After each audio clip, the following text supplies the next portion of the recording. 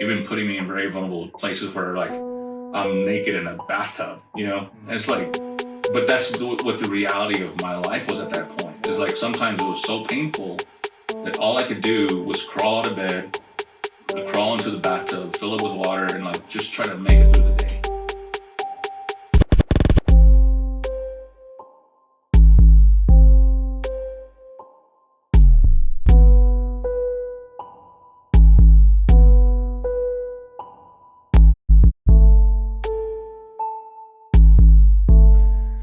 Hello and welcome to Authentic on Air with Bruce Alexander, and I'm your host, Bruce Alexander.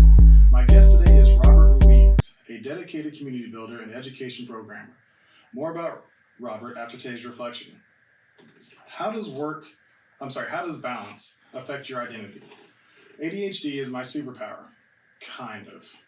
With the ability to deep dive, hyper-focus, learn practically anything, and work for hours and hours on end, I am the perfect project developer. However, I play more than one role.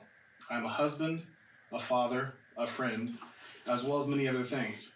If I don't set boundaries and allow myself to be held accountable by others, I can become so consumed by one role that I completely ignore all the others. It hurts to hear my spouse tell me that I haven't been a good father as of late, but what is much more damaging is continuing in destructive behaviors because I didn't have the self-awareness to listen to my best friend and partner when she tells me I'm messing up. How do you face your life's responsibilities? Are you preemptive with firm boundaries? Are you overburdened with people pleasing? Are you evaluative with trial and error and open communication? There isn't a wrong answer as long as you are aware of your weaknesses and being honest with yourself about their implications. In full disclosure, as I sat at my computer writing for this episode, I had an argument with my wife because she didn't feel like I was pulling my weight. This is really hard criticism for me. I am not emotionally intuitive in intimate relationships. Feelings cloud things for me pretty severely, and the emotional accuracy I'm able to apply to outside situations completely abandons me. In a conversation about emotion, I ask for ones and zeros, fully aware that that is not fair. Emotional math and logic do not compute. So now I have to spend the rest of my day trying to convert our emotions into some sort of practical thought model so I can figure out how to move forward, chasing my passion and fulfilling what is necessary as a member of my family unit. It is important for me to share this because I want my audience to know that I am always being authentic. It is not a game to me. This podcast is a space I have created for vulnerability and honesty, and I can't ever facilitate that space if I'm hiding from the truth. If people tune out or tune in because of it, it doesn't really matter, because the space will remain safe for just that. However, I do believe people appreciate honesty, and even when it's not pretty, appreciate being told the truth. I hope that I'm right, and if it's not, I'll keep on doing it anyways, at least until I can't afford to do it anymore. Now that that's done, you guys know how to find me on socials if you want to chat more about that topic. I know I generally intro my guests with lots of complimentary words and touching stories about how they have affected me. Unfortunately, my endless well of close colleagues and friends couldn't last forever. At some point, I was always going to have to start interviewing people I don't really have personal relationships with. Although we do not have deep history together, I have networked in the same circles as Robert before and have even attended a small group lunch with him. From our brief exchanges, I did glean a few mental snapshots to call upon. Powerful, dynamic, gregarious, persuasive. In reading his bio, I know that these particular traits are backed up by evidence. As a CTO of OCCC, Robert oversees innovative and impactful programming for over 18,000 students, changing the OKC educational landscape. Powerful. As the president of Scissortail Community Development Corporation, he brought a diverse range of experiences into creating better outcomes for the most underserved populations of Oklahoma. Dynamic. His engagement skills have helped in establishing some of the largest community events in Oklahoma: the Norman Music Festival, Fiestas Patrias, OKC Cinco de Mayo, and the Anita Martinez Mariachi Festival. Gregarious. He also led the campaign to establish a permanent Mexican consulate in Oklahoma, a move that I personally know was very important to a lot of OKC's Latin population. persuasive. All that, and we have just scratched the surface of this passionate mariachi musician and stage 4 cancer survivor. I'm so curious to learn more about Robert Ruiz, and I'm very glad he is here today. Welcome to the show, Robert. Thanks, I appreciate it. So, if you wouldn't mind, in your own words, can you tell my listeners who aren't familiar with you, who you are, what you spend your days doing, and why you think I invited you to be on the show today?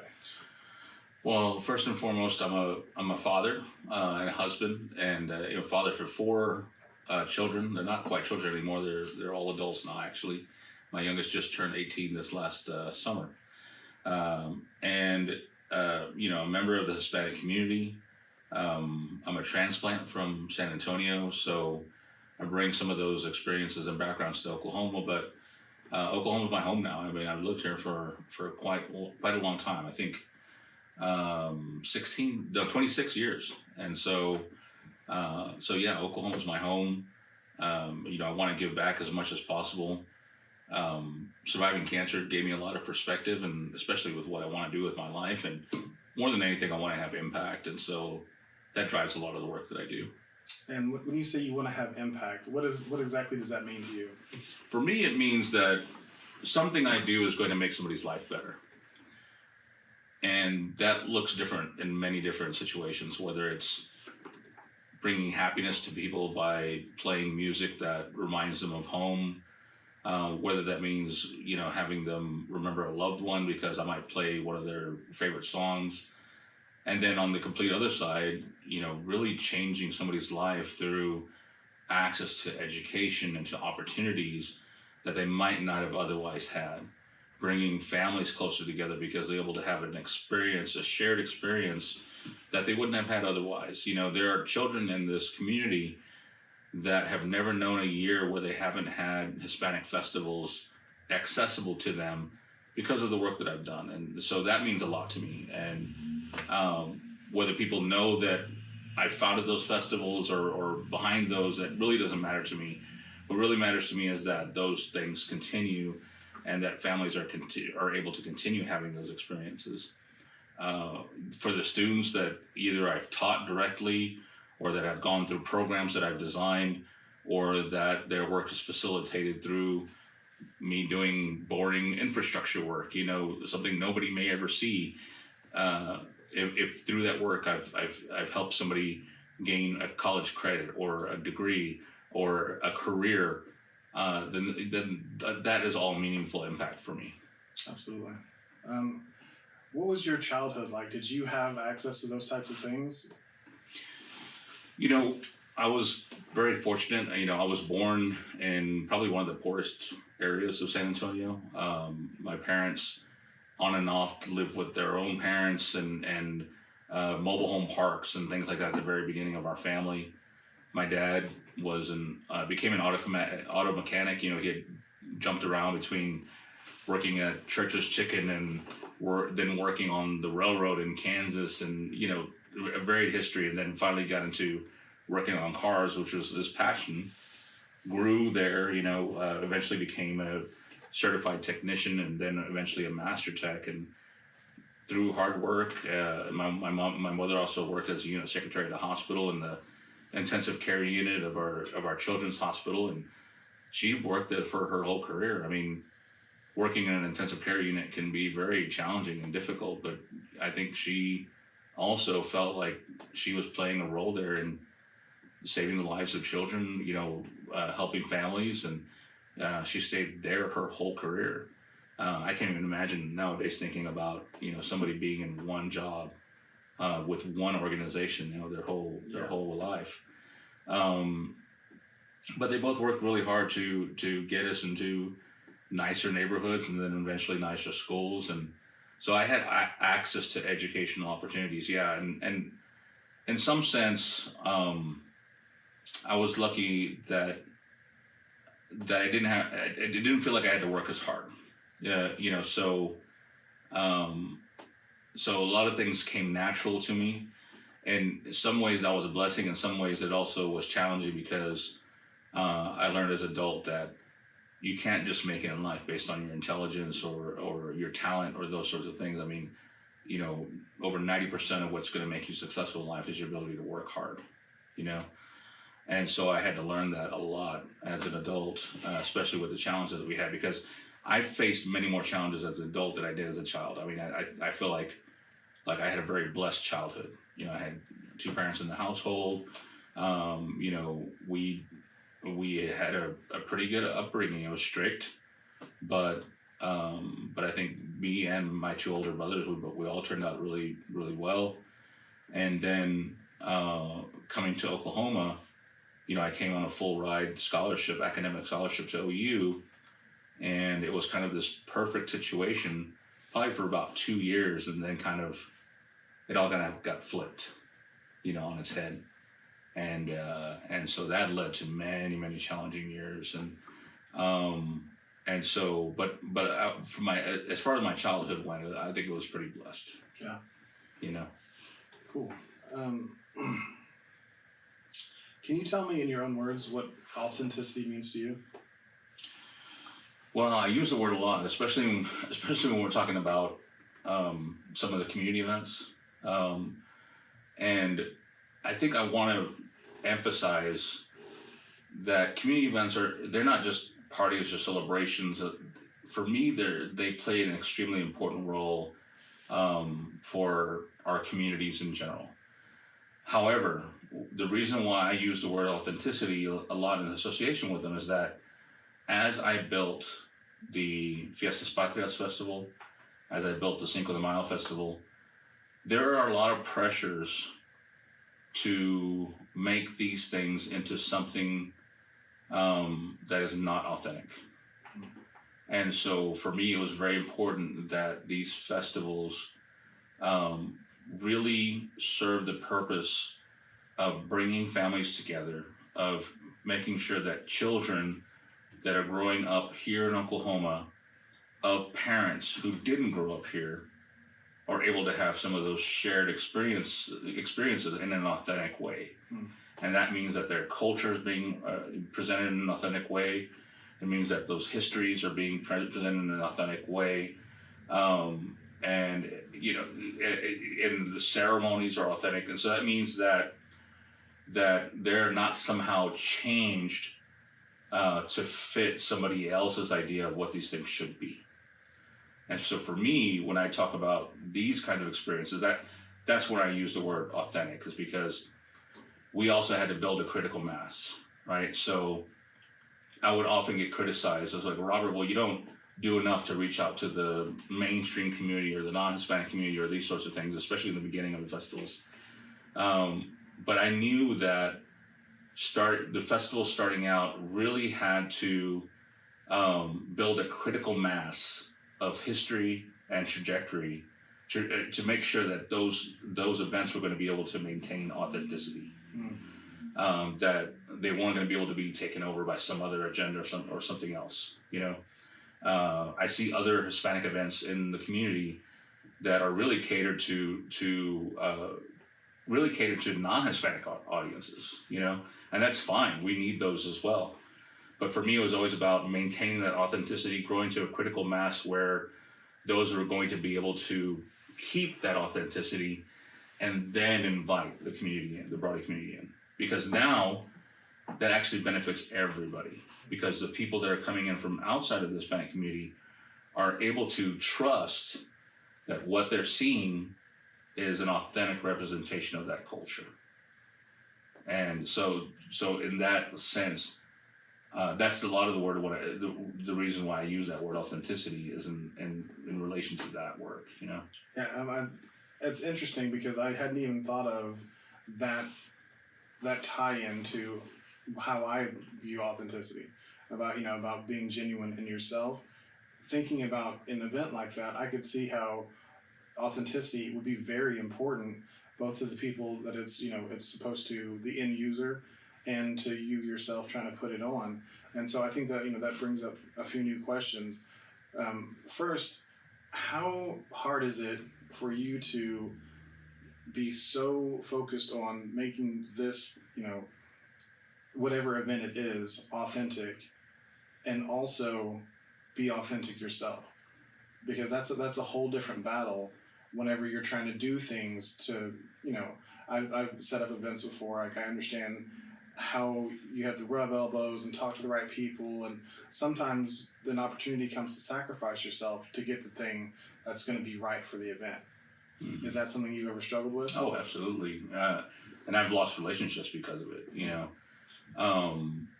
One thing about me being myself and being authentic is my sense of loyalty. So, I remember an instance where I had a pretty powerful sponsor, supporter, that wanted me to get rid of one of my long-term providers and co-organizers of the festival. And, there was obviously an agenda there. I mean, so for me, I'm a loyal person, and I wasn't willing to sacrifice my relationship with the person who really was, not advocating for change and not trying to force me to do something, with a more powerful entity that was really wanting to kind of push me to make a change. Mm-hmm. And so that was part of me being authentic and being true to loyal, true to my value of loyalty. That cost me a relationship, and that was hard because I truly valued the people that were in the organization, and so those things are difficult, and many times I've been put in that position where. So which one did you choose? Which path did you take on that? I think I might have to be loyal. Okay, and so you lost the bigger sponsor, and had, a chance to help increase the reach of your event. Absolutely. Yeah, that's definitely a hard decision to make. Yeah, absolutely. It wasn't a hard decision to make, but it was a challenging situation. Yeah, absolutely. I think it's always been easy for me to stick to my values and principles, just because at the end of the day, that's all I have, and that's there's always going to be things that happen to me that are out of my control. But I always feel like if I'm sticking true to who I am authentically, then I always have that to fall back on. Mm-hmm. So regardless of the challenges that are happening, regardless to the turmoil, regardless to the things that happen to me that are out of my control, as long as I'm doing those things, then I can be happy and fulfilled, regardless of what's going on. Staying kind of along the line of authenticity, something I'm having this really ever-long struggle with is appropriation. So, me being part of a minority culture, I've both been outside of that culture, not accepted by that culture, still respect that culture, and and believe in the growth that is going on there. But I'm also part of overall American culture. I'm pretty entrenched in that as well. I was raised around white people. That became my normal for a very long time. So whenever it comes to somebody saying that something's appropriation, I often get stuck because, having been on both sides, it's hard for me to say. You talking about keeping your event authentic, I feel like there's something that exists that's not, and that is to kind of serve that appropriative audience. Can you speak to that at all? Yeah, I'm conflicted about this one, because generally I do believe that people are free to do whatever they want to do. Mm-hmm. If somebody respects a tradition or a type of food so much that they want to be able to offer their version of that to the world, I generally think that that's okay. And I realize that sometimes they may miss the mark. Mm-hmm. It may not be authentic. And there are some who don't come from the culture and tradition, but have studied and respected and deliver something that is truly authentic, and maybe even add something to it. And so, in general, I'm not on the side of telling somebody that they can't do something. But at the same time, I think we are all able to make our choices of what we support. And so,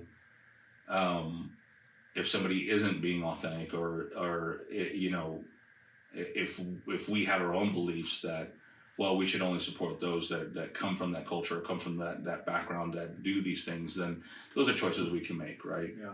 And so I really think it's just up to the individuals and those choices. There are some times where I've seen things and people have done things that, like I said, truly missed the mark, and so it has, made me feel conflicted whether they should have ever done it in the first place. Yeah. But at the same time, I just remind myself that that's their right to do that. I do believe that that culture belongs to every human. I think that just as celebrating one's own culture doesn't take away from anybody else, I also believe that it's a good thing for people to celebrate and enjoy other people's culture. And so, in that sense, I really, do like that people want to embrace other people's cultures. I know that sometimes people can feel conflicted about that, whether somebody's profiting from somebody else's culture or that sort of thing. And, I don't know. Like I said, for me, I think that's okay. I think that all cultures have something that's positive from it. If somebody wants to borrow or be inspired from those cultures, then I think that's a great thing. I guess the one thing that comes to mind that I can think of is I watched this cooking show with my daughter, and correct me if I'm saying this wrong, I believe it's Conchitas de Pibil. Mm-hmm. Is that so? It's cochinita. Cochinita de Pibil. Okay, yeah. And the traditional dish was made in a specific city in Mexico. Puebla. Yeah. Yeah, and there was a specific corn that is it's not really accessible everywhere. And I was like, oh, this is really cool. And I hear about this guy who's making it in America. It's a white dude, and I'm kind of conflicted. But then it goes into the story of how he traveled down to like this family that's been making it for 50 years, stays with them for a time, learns the process, respects the process, sources the corn, helped provide them with some items that helped make their process. I think it was like a corn mill and like a tortilla press and like some things that were like a little more advanced Mm-hmm. to help them be able to scale their stuff up some more. Mm-hmm. And I think actually he ended up bringing the daughter who was in the show at the time to come work for him in America to help keep that legitimacy. Like in a situation like that, I can't fault that at all. Yeah. Like he respected the product like completely from beginning to end. He respected the people who had created it, got permission, and then carried on all the way through, having somebody there with him to, really help amplify the voice of the culture and of the dish, something that is beautiful and delicious and people should know about. But there are still people who would say like that doesn't belong to you, I can't get mad at somebody who is much more connected to that culture than I am, saying that feels bad to them. It's just like I said, it's confusing. Mm-hmm. Yeah, I definitely wouldn't fault them. I mean, that goes back to the example I was giving earlier. But if somebody truly respects and pays homage to where those traditions come from, then in actuality they're offering more people access to that. Yeah. Because who knows, there may not be somebody in that community that can do that, and of course there may be people in that community where he's at that don't have the ability to travel down to Puebla, Mexico to have that experience. And so to be able to bring that and to be able to let people know that where it's from and where it's sourced, and it sounds like he's doing all of these things in the right way to pay homage to where that tradition comes from, while giving people access to it. I think that access part is, the intention and the access are two things that if they're there, I think I'm going to just stop listening to the noise and just accept that person for, having the right intention and going forward and trying to bring attention to something important. You've sat on a lot of boards. Like you've done a lot. And you've also had a lot of titles. Of all of the titles and the boards and positions you played in your different roles in life, what position best aligns with your identity as you sit here today? Father and husband, like, no doubt. I mean, if we're talking about purely in a professional standpoint, community developer, I think, resonates the most with me. I still feel, even in my current role as CTIO, I'm still doing community development work. I'm still doing workforce development, economic development. But more than anything, it's being a father and a husband. There's nothing that's going to play a longer term impact on my own happiness than that title. The fact that my wife, very early on joined me in playing music was very special. And then after many, many years, our children starting to actually join us playing music too. The first time my oldest daughter played violin with us in our mariachi, when she finally got to the age that she was, could hold her own weight, that was very important to me, that she couldn't join the mariachi until she could hold her own weight. That was magical. Like, it's hard to describe what it is to then be able to make music with your children when they get to that point. And, we've had a lot of members of the mariachi, and we spend so much time with them. I mean, I don't think people even realize, because I rarely ever publicated or talk about it a lot, is that we do like 160 plus performances a year. Wow. So, I mean, we average over 3 performances a weekend, and so we're with the members of the mariachi so much that they do feel like extended members of the family. They feel like family in and of themselves. But that first time that my daughter joined us was something really special. And then my second daughter joined us. Then my son joined in, helping with sound equipment and things like that. And then my youngest daughter joined us. And so it's really now like a family affair, and there's really nothing else to compare with that. And more than anything, we've been trying to do some recording also, so that there's some physical proof, some documentation of this work. I want to have more documentation of my music as well, because I think about my future grandchildren and maybe great grandchildren, and that they have something of me. They know something of me from that experience, and then my children can say that, yeah, we played with Grandpa and we made this together, and it's just something really special. I mean, beyond the obvious, the reward of continuing on a cultural tradition is very important to me. But to be able to do that with my family, I mean, that's something indescribable. Yeah, that sounds beautiful. Yeah. I'm pretty jealous, actually. I also have 4 kids. They're still kids, though. So yeah. I was going to ask more about mariachi later, but we're already on the topic. Sure. So can you talk more about, for those who don't know what it is, what mariachi is and what it's meant to your life? So first, let me go back to the theme of authenticity, because this is one of those places that it could be really easy for me to say, okay, as my professional career has grown, as I've become, owner, CEO of companies, president of nonprofits, executive in higher ed, what are you doing still going out there on the weekends and playing pickup gigs or whatever,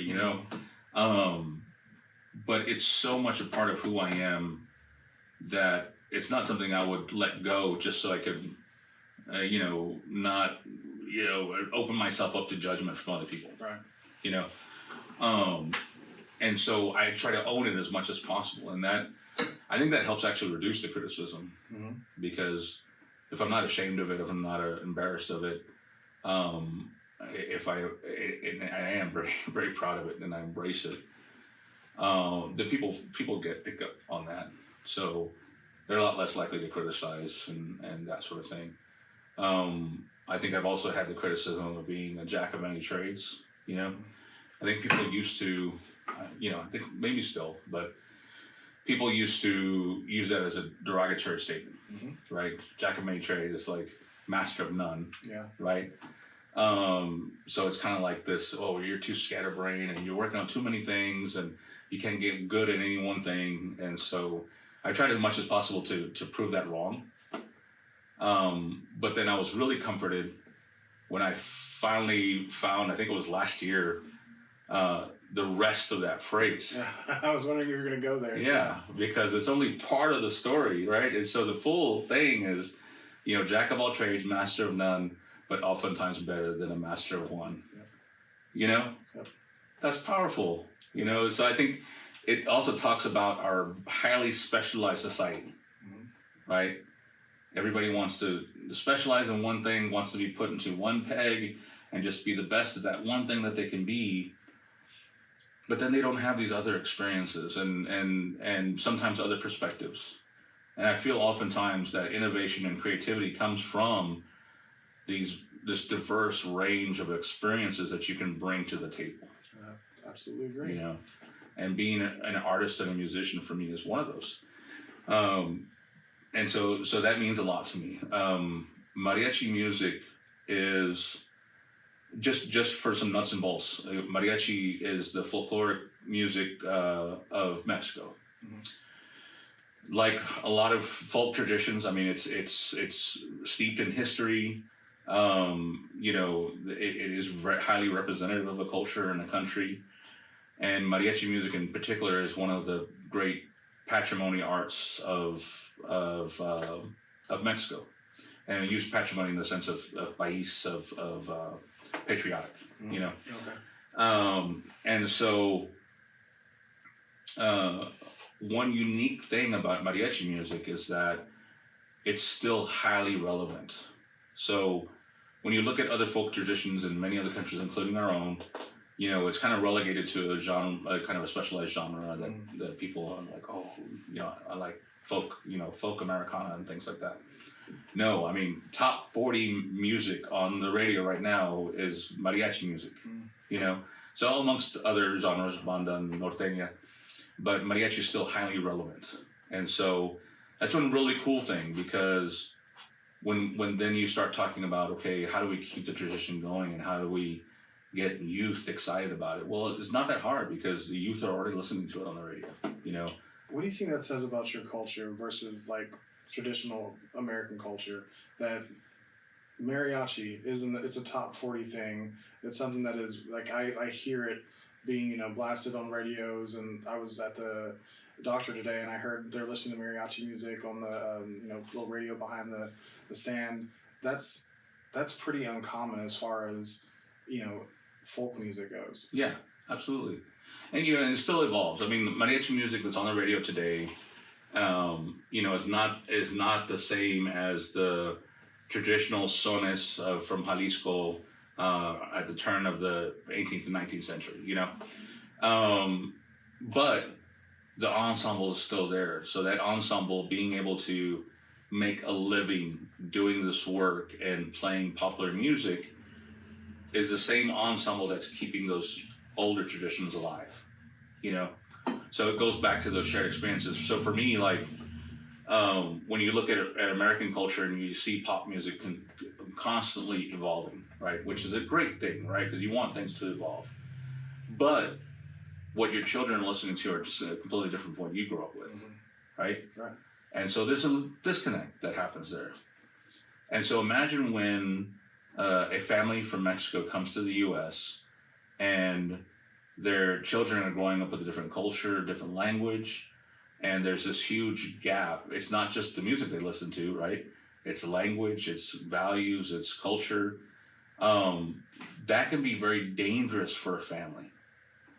But now if that child still has access to those traditions, to the culture, to the music, and they enjoy listening to the same kinds of bands that their parents grew up with, there are more chances to connect and to stay connected. And so would you say that's part of the strength of the Latin Family Unit, is the adherence to tradition and the focus on history? Yeah, I think it happens more organic than something intentional, right? I think it's fortunate that that kids still grow up liking it, so they're not being forced to adhere or to listen to. It's something they do voluntarily, and I think that's a huge blessing, in and of itself. And so they're able to stay connected in a way that they enjoy. And then at some point, for the children, when they start getting older, it'll become a sense of pride. And even for Latinos who many times grew up in a different culture, at some point in their young adulthood, I have seen it happen over and over again, they will then at that point try to reach back and rediscover culture. I saw that a lot with the Latinos in college with me that were out of the home for the first time. So maybe for a lot of them, growing up with some of these things wasn't cool, but then when they got away from home, they were looking for reminders of that, and so they kind of reach back for those things, and I think that's an interesting phenomenon, and so a lot of that is around the just kind of the struggles around identity.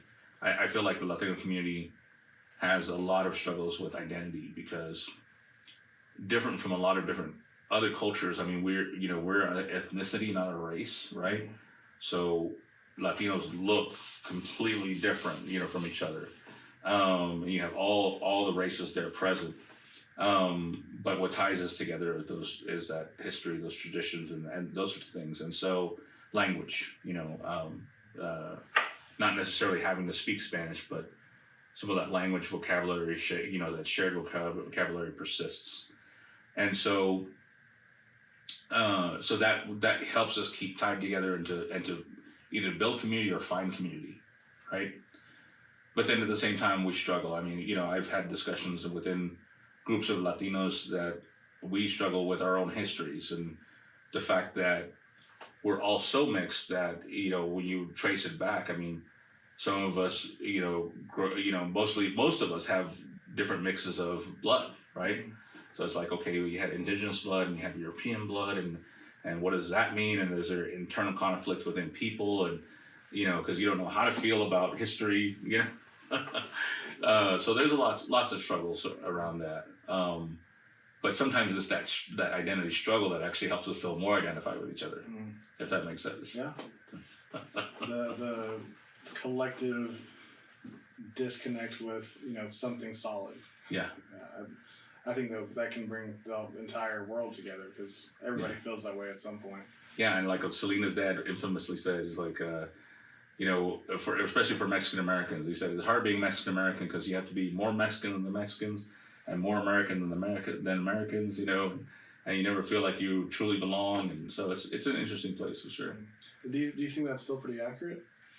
Yeah, I think so. I think that for me, imposter syndrome is real.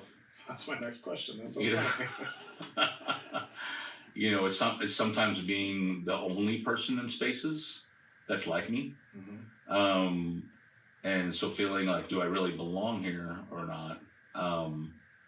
And I get over it pretty quickly. I just say whatever I feel like saying anyways. But I do have glancing moments of those kinds of things. And I've become much more comfortable because, I've been, like you were saying earlier, serving on boards.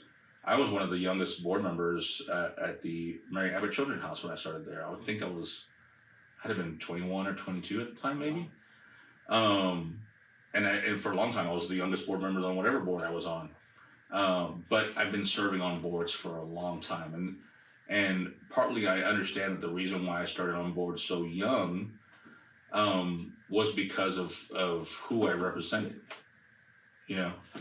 And then eventually it became more about not so much who I represented, but because of the judgment and the experience and the perspective that I brought to the table. Where maybe at first I really felt like a fish out of water, but then really felt like I could truly contribute to whatever organization I was volunteering with at the time. So yeah, that's been really interesting. Thinking about what you said about imposter syndrome, you spend a lot of time in front of lots of different kinds of groups of people. What are the thoughts that you struggle with as you're going to talk in front of the entire student population, or you're going to I remember you talked at the Hispanic Association, and I don't feel any of that, so that good job at covering it. But what are some of those thoughts that cross your mind before, during, and after you have to speak to a group of people? I think the imposter syndrome doesn't set in unless I'm kind of just sitting in a space. Mm-hmm. I feel like when I'm going to go speak to somebody, I feel like I've had a pretty good ability to be able to connect with people, and so that's kind of my first priority is like how do I connect? How do I find something in common? I'm used to being a performer, so being in front of hundreds or thousands of people is not a new thing for me. Of course, speaking is a little bit different from singing and performing, right? I have more of a comfort level in singing and performing than I do speaking. But at the same time, it's not something I'm necessarily nervous about, but it's something that I do know and I do have the desire to be better at. Mm-hmm. I often look at people who speak on a regular basis. I'm often really inspired about many of the African American pastors and leaders that I've talked to because there's an eloquence there that is just so beautiful to listen to that I wish I had when I was speaking to people, and I wish I had the ability to communicate the way other people communicate. I think growing up Latino, there was almost an expectation that, well, you're not going to be as good at the verbal arts as everybody else, right? And it was true for me. I mean, the only reason I got a National Scholar designation was because of my math scores on my PSAT. Because my verbal wasn't as high. So even though, I considered myself a very intelligent kid and excelled at academics, I still knew that I was lagging on the language aspect of it. And so that's always been a challenge for me that I felt like I needed to overcome. I've been getting better at it, but definitely something I still want to improve on. But when I'm in those spaces, it's really just about connecting. So almost like I'm a performer in that moment. And so the imposter syndrome doesn't sink in as much when I'm in that situation as when I'm sitting down as a part of a group and just looking around and reflecting and thinking to myself, It's when I have a moment to think about it that I start, sometimes feeling like. So the silence is where it gets you. Yeah.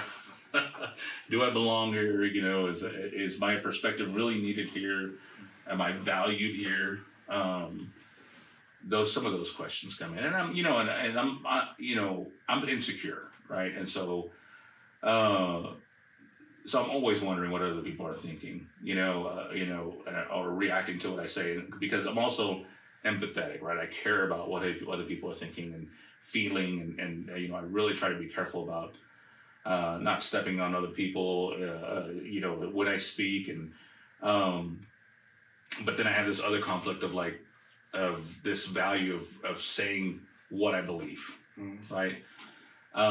So then I will give my opinion. I'll be pretty strong about giving my opinion, but I understand that when we're in these group discussions, there's a value also to having robust discussions, even if they're uncomfortable. Absolutely. And so I since I value that, I'm okay playing that role.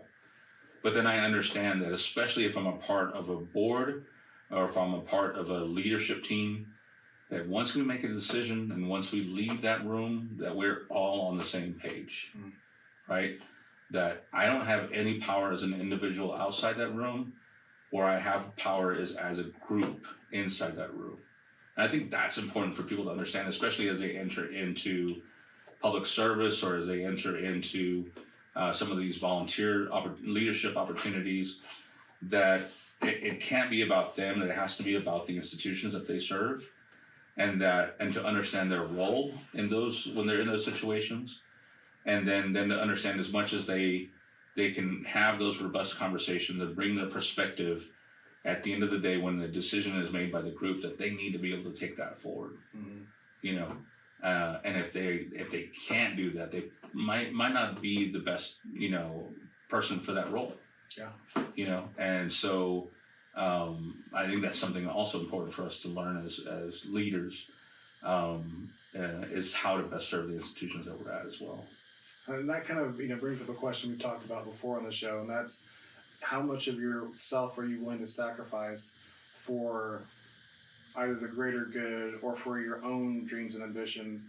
Sometimes you have to whittle a little bit of yourself away to fit into the thing, into your dream job or something that you feel like will serve your purpose better than what you're currently doing. How do you feel like that's an authentic thing to do? Well, first of all, I don't think it's always necessary. I think that you always have a choice about how you move have a forward. choice, yeah, for sure. But I also believe that if it isn't the greatest or best place for you to be authentically, that there are ways of moving out of those spaces without kind of like blowing things up. Mm-hmm. You know what I mean? Yeah. And that's important too, because Oklahoma City is not a big enough place to burn bridges or to blow things up, right? And so it's important that as you're making decisions for yourself, that you're also being extremely sensitive to the needs of others and to your relationship with others, right?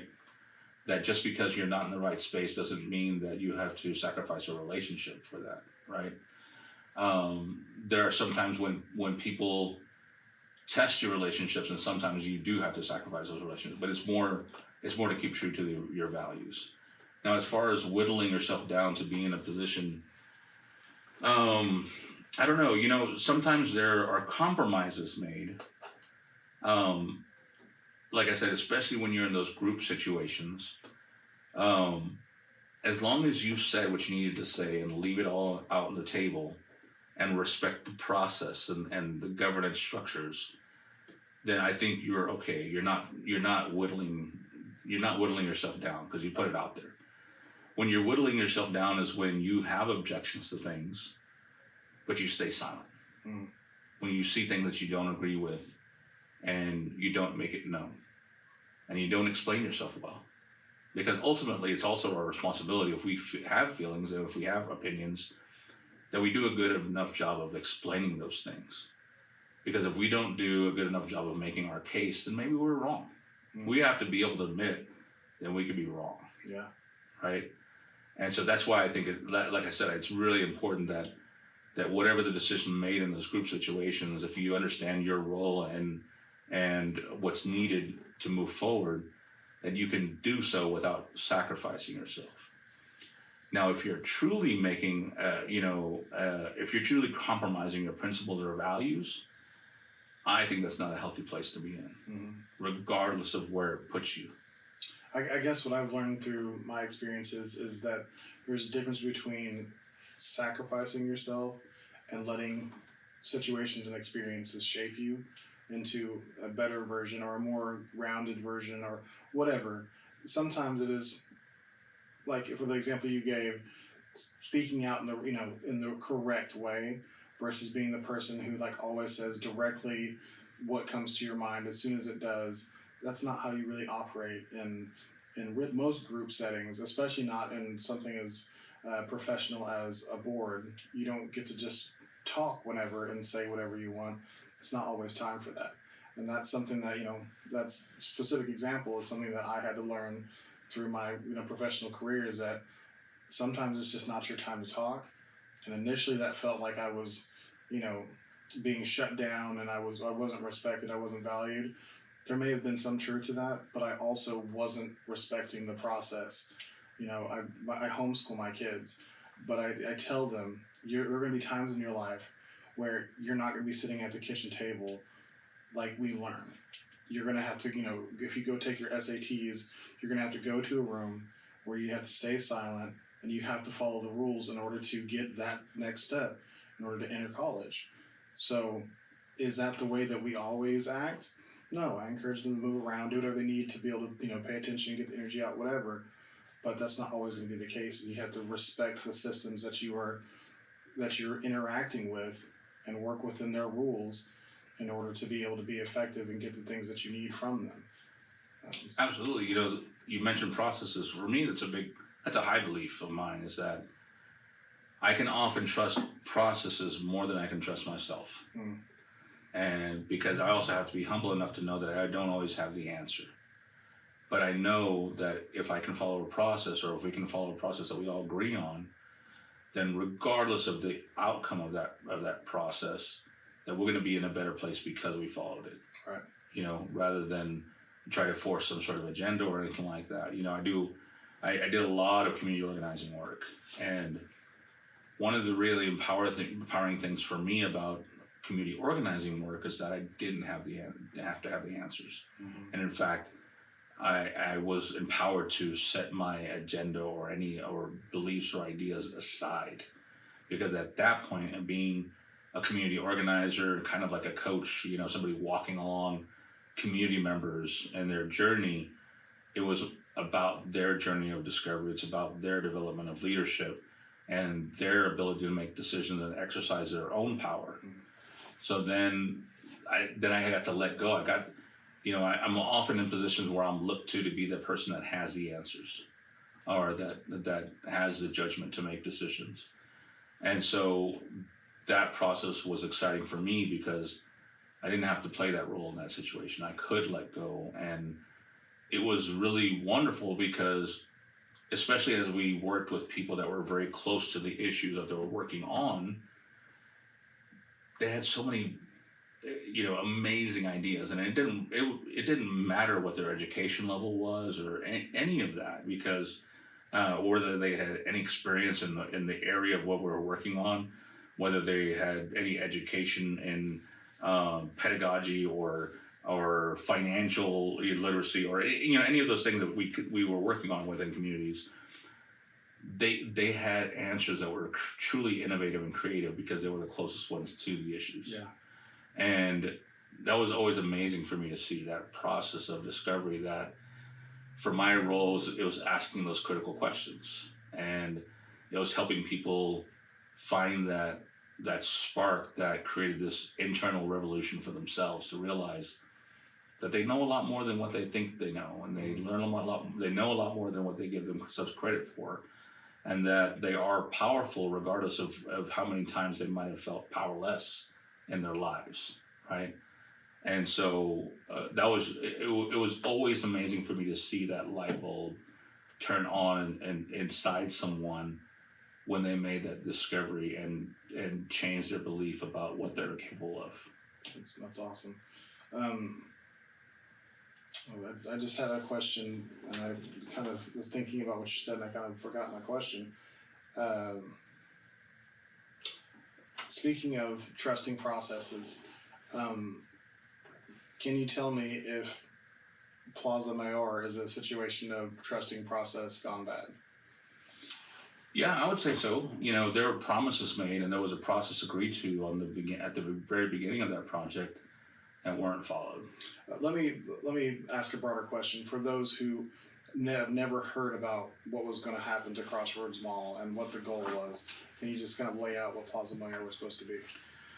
The vision for Plaza Mayor, well, first of all, from the owners, it was, we want to make it a Hispanic. We bought a mall. We want to make it a Hispanic mall, right? In order to do that, let's hire some people or engage people who have had experience with this kind of thing, right? So they reached out to me to be kind of the lead here, especially locally, on developing out a Hispanic retail, commercial center, cultural center, kind of many things to the community. And I brought a vision to this project of what it could be, you know, rather than just, okay, well, let's just revive a dead mall. And they said, no, let's reinvent what this property is. You know, let's create something that is much beyond thinking about purely retail or tenant landlord. Like, no, let's create an engine for economic development, for cultural development. I had already had experience with using culture and arts as an engine for economic development with the Norman Music Festival. Mm-hmm. The Norman Music Festival completely transformed downtown Norman. You know, before the Norman Music Festival, I mean, it was a ghost town, just like Crossroads, right? Mm-hmm. When I got to Crossroads, it was only 17% occupied, right? No traffic. So immediately started creating weekly programming to bring people in, and cultural programming. We had the Mariachi play there every Sunday. We had folkloric dancing. We started, having talent shows and dance competitions and all these sorts of things. And then, I created these signature events that we would do on average every month, right? To bring in large masses of people.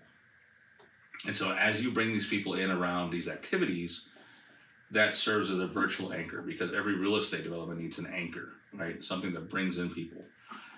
In the traditional malls, it used to be JCPenney's and Dillard's and Montgomery Ward's. And so people would come for these department stores. And then when they're walking between the department stores, they get to see all these other shops, inline shops, right? That then they also might shop there because they see that there, right? So it's like, the anchors bring in the traffic, and then they stay and consume from these other stores because they're there as well. So then we treated these activities as virtual anchors, right? So these bring in the people. Then they see the new restaurant that opened. Then they see the new snack bar. They see the new boutique, the new shop, the new, and while you're doing these activities, you're able to talk about these things that are opening and what's coming soon.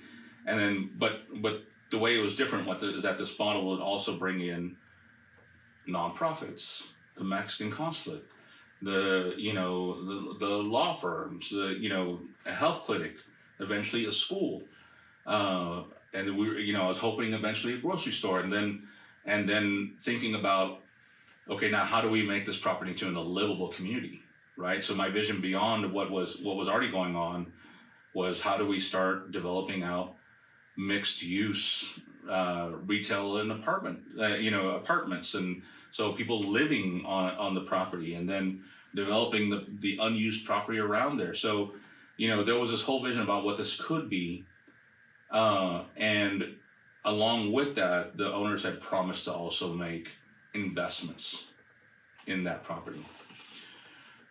So the 3 years I was there, tremendous growth. We went from 17% occupancy to 46% occupancy. A huge embracing of what this model is and could be. Extreme growth in traffic, extreme growth in even just the retail sales, because we still had some national organizations in there, and they were seeing record sales, right? So the fact that we weren't focusing on retail, but because we were really, and I say we, but I was doing a lot of this work. We still had that retail benefit, even though that wasn't the focus. And when you say 17 and 46% occupancy, is that by storefront or is that by square footage? Wow. So yeah, square footage, occupancy. That's impressive, because you've got Dillard's, Macy's, JCPenney's. Those take up huge amounts of space, and if you don't have one of those full, that's probably 15% of your square footage that's not full. So you pretty much had everything else packed out. Yeah, it was 1.2 million square feet in the place, and so, but it became increasingly apparent. And I don't know why the reason, and it could have been influenced by one person. It could have been the groupthink or whatever. The investments that were promised weren't being made. Simple things like, we're going to remodel the restrooms, we're going to fix the entrances, and then the bigger things like, we're going to build a performance venue, we're going to build an arena, So a lot of these promises that had been made were not being followed up on. We're going to create more seating for families. We're going to do, and then other things that were done at the minimal effort, minimal cost. So it wasn't what it could have been. We built a stage in the center court. It was, not exactly what we had in mind, and we were going to establish a market, a mercado, and instead of the whole floor being built out, only one small portion was built out, and not to the vision what it was going to be. So there's just kind of this reoccurring things where, yeah, exactly, the process wasn't followed. So what happened is that it became a huge workload on me and people's belief and trust in me individually to move into the commercial center, into the center. And also it was all of the early adopters, right? So where you have these other Hispanic business owners that were keeping an eye on the project, that if they had seen these other investments happening, then they would have come in. That didn't happen, right? So we only got the first phase of it, and yeah, really, when I saw that the process wasn't going to be followed and these investments weren't going to be made, then I really had to do some soul searching about what, okay, what am I going to do, right? And so what I decided to do was approach the ownership group and say, look, this is not going the way that we had discussed it was going to go. We've had tremendous success up to this point because we had, like, things were really positive, things were growing, income, income was increasing. Were you was there key metrics set up to start, or to keep the KPIs? So were you just destroying those and they still weren't doing their part? Well, as far as occupancy and traffic, yeah, we were destroying those.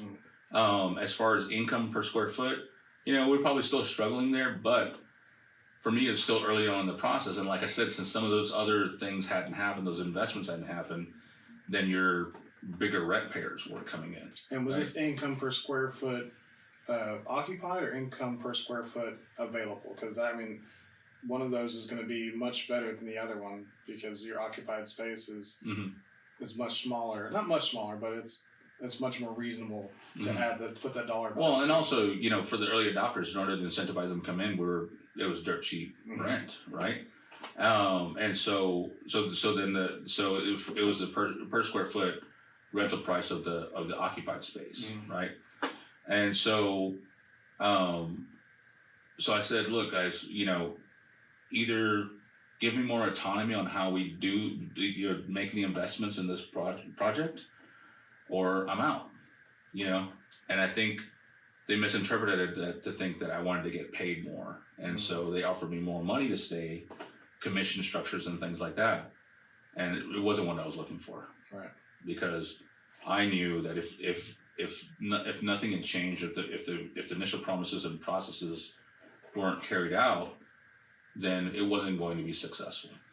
And so, and paying you more per year is much cheaper than putting in an arena, putting in, absolutely, like building all that stuff out. So they thought maybe if we can just throw a little money at him, maybe he'll hush up about all this other stuff. Yeah, and I knew it wasn't sustainable. There's only so much me as an individual could take that project, right? Those investments had to happen.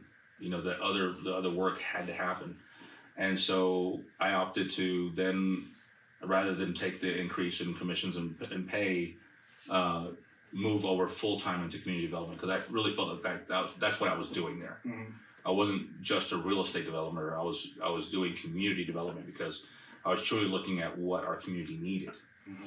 And so I had an opportunity to move over into statewide community development with Scissortail, and then I just didn't look back because unfortunately when I left there, they kind of abandoned the model, and then we all know what happened after that. So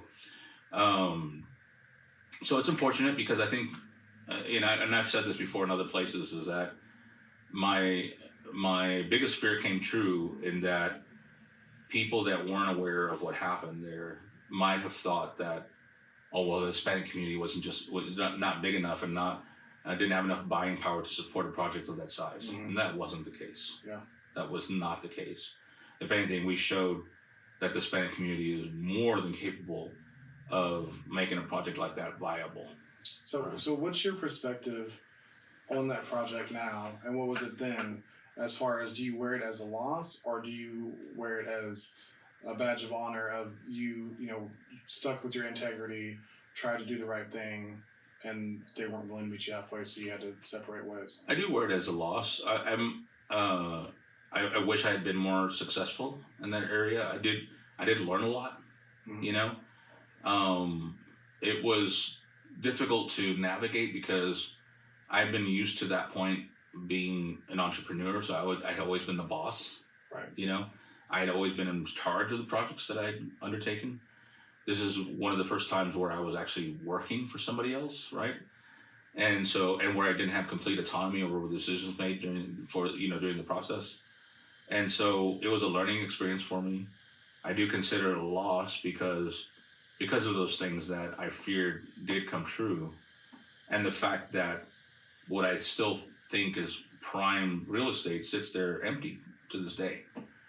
And so, I haven't really kept much tabs on it since then.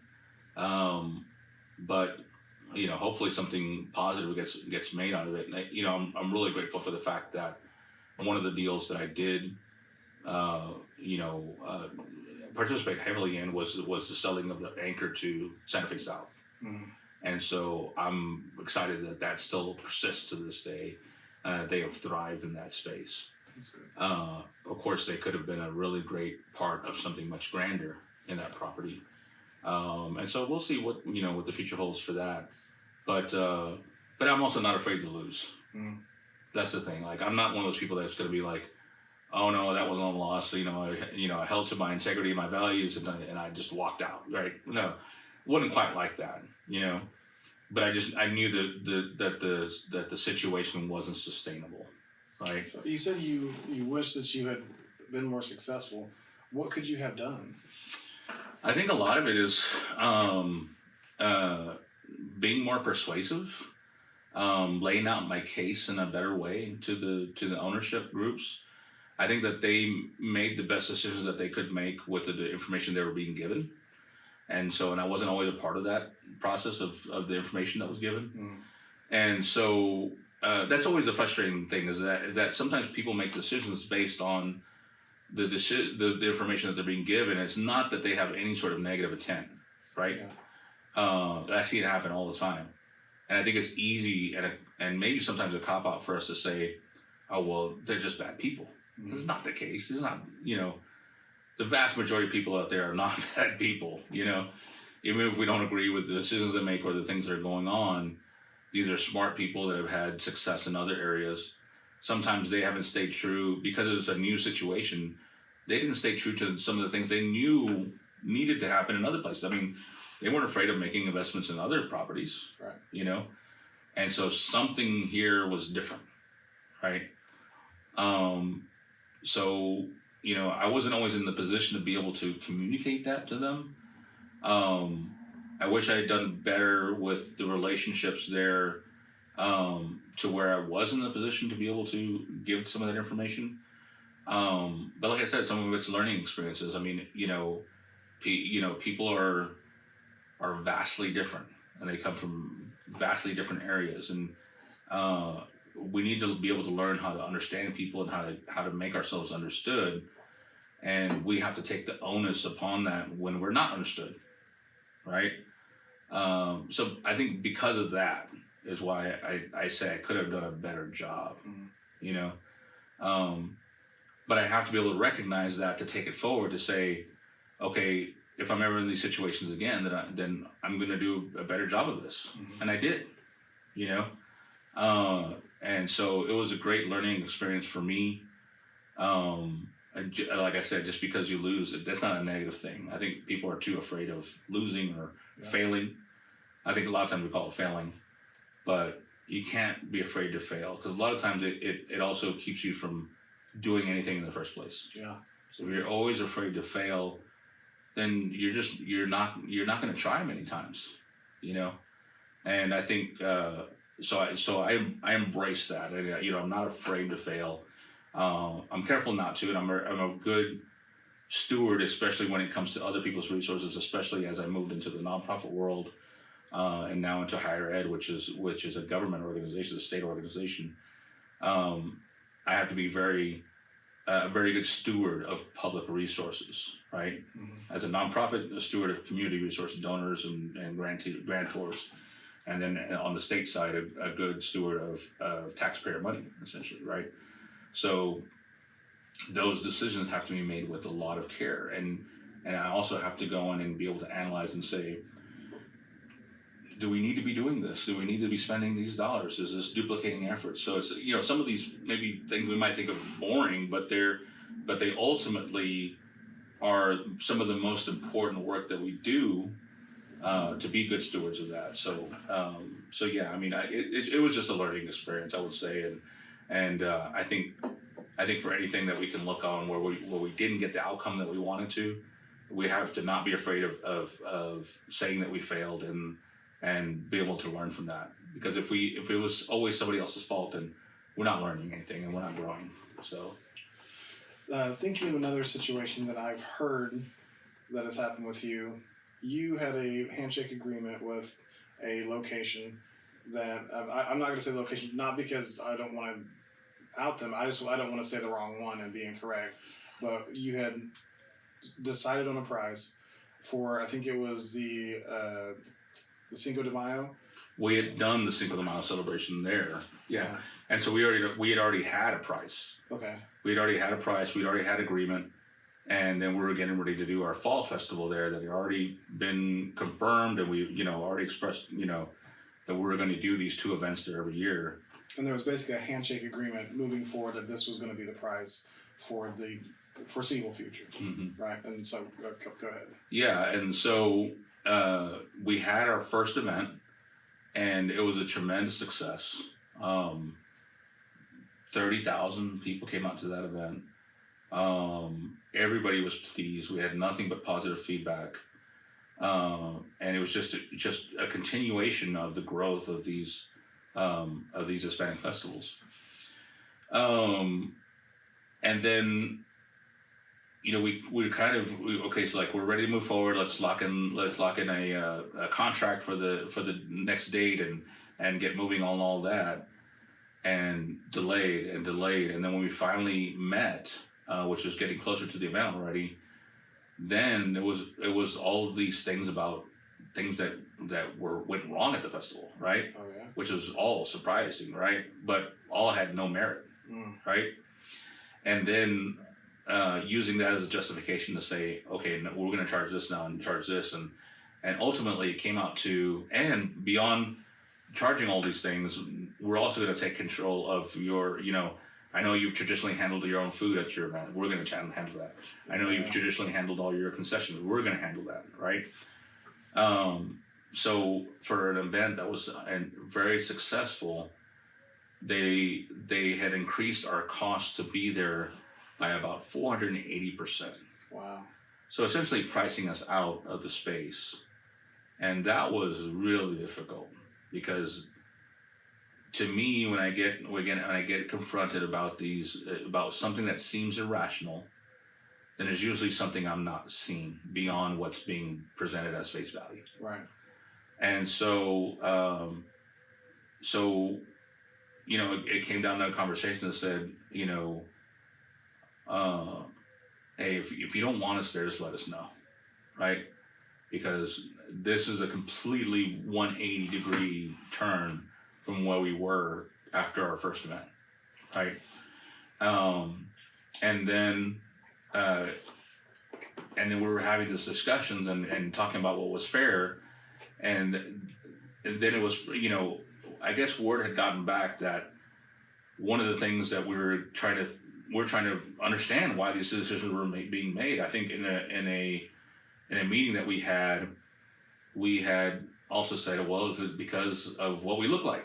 I mean, that's an easy conclusion to jump to when something like this irrational is happening. And somehow I think that got back to the leadership there. And then it was like, okay, well, if that's what they're thinking, then we're definitely not going to do it. Which to me says that's exactly what we were thinking, and now we're going to blame them for figuring it out. I can't say for sure, because I wasn't there, but somebody that was there related that to us, and so when I ended up having a conversation with the leader of the organization, they were like, well, that's what it's going to be, and actually, regardless, even if you could pay this amount, right, we're not going to let you do a September event, right? And so this was already 2 months before the event was supposed to happen.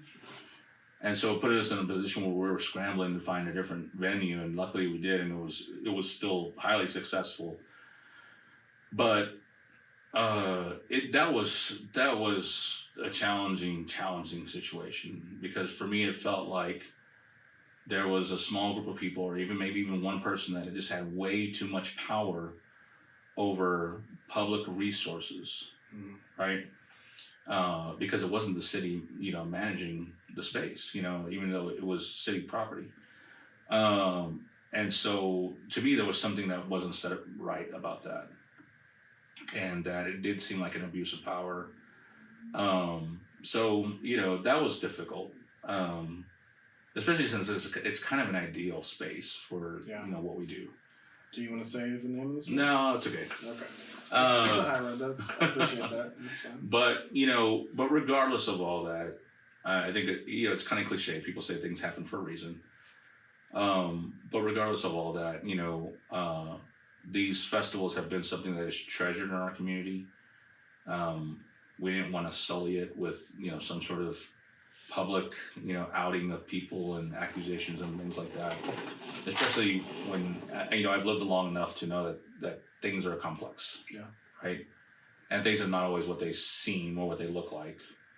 So even though this may have looked like one thing, I always have enough of a distrust of myself to say, if there's a possibility that it wasn't this, then I'm not going to go out there and say anything about it. Well, I agree with that part of it. Mm-hmm.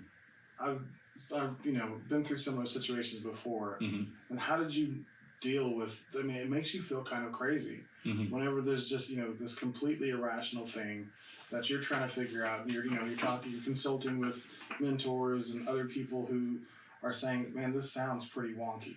Mm-hmm. Like, unless there's something we're all missing, it sounds like this is because you're brown. Mm-hmm. And you can't prove it.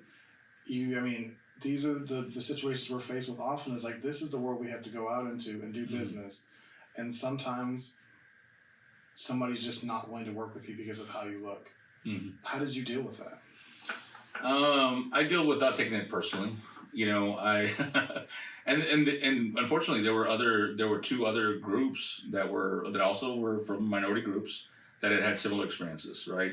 So if we wanted to make the case, we could have made the case, but like you said, we took the high road. It's a no skin off my back, because it's like, I'm going to find a solution regardless, right?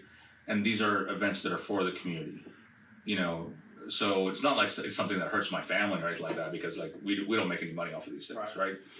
And so I didn't take it personally. We instead of spending our energy and trying to take down this person or this organization, we spent our energy in trying to make sure that there was still going to be a quality event that was available to families, right? And so we did, and it was a success. We barely broke even, so we didn't raise much funds for the community programs that we wanted to raise.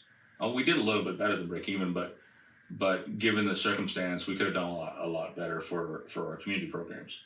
But at the very least, we didn't lose, right? And like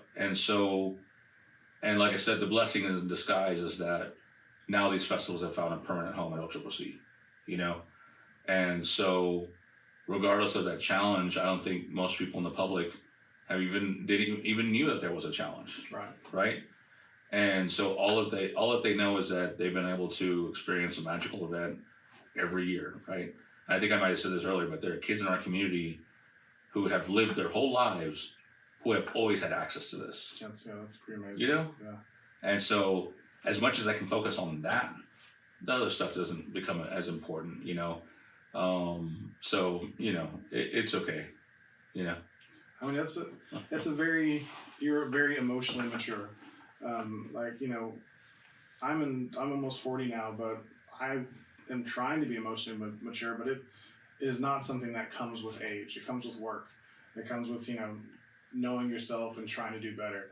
And not everybody takes the time to do that. A lot of people just move through life, letting the emotional maturity be where it lays. And for you to, have taken these, pretty hard lumps and looked at where you could have done better is really impressive. I respect the hell out of that. I really do. Well, I can't just say I've always been, very emotionally mature. I've made a lot of mistakes and said a lot of things that maybe I shouldn't have said. But I appreciate that. And I'm still learning. I still make mistakes. I'm by no means perfect at all.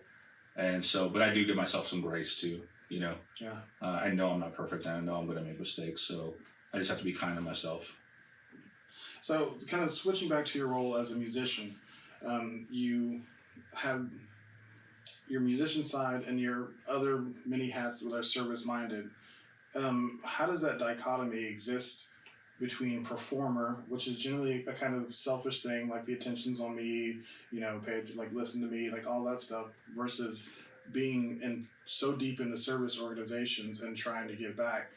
Like, does that ever? Do you ever feel unbalanced in that? No, for me, there's no dichotomy about it. For me, playing is also a service. I mean, it's a community service. I mean, when I play in service of the people that we're performing for. I know that I represent something that's much bigger than myself. None of this has ever been about fame for me or attention for me. It's really been about bringing something that's also authentic to people. One thing about our mariachi is that we're a very diverse mariachi, right? And so we have people from all sorts of backgrounds in our group, and there could easily be this criticism from even my own community that, oh well, they're not from our country, and how can they do this and whatever, like that's even the thing we were talking about earlier about appropriation, right? Right. But if you close your eyes, we sound just as good or better than any mariachi that they would be used to hearing back home. Mm-hmm. And we've been told that by the community over and over again, right? And so it's not about us. It's not about doing what we want to do, playing our favorite songs or any of that. It's about, do we allow people to escape the things that they're dealing with on a daily basis, because life is hard for everybody.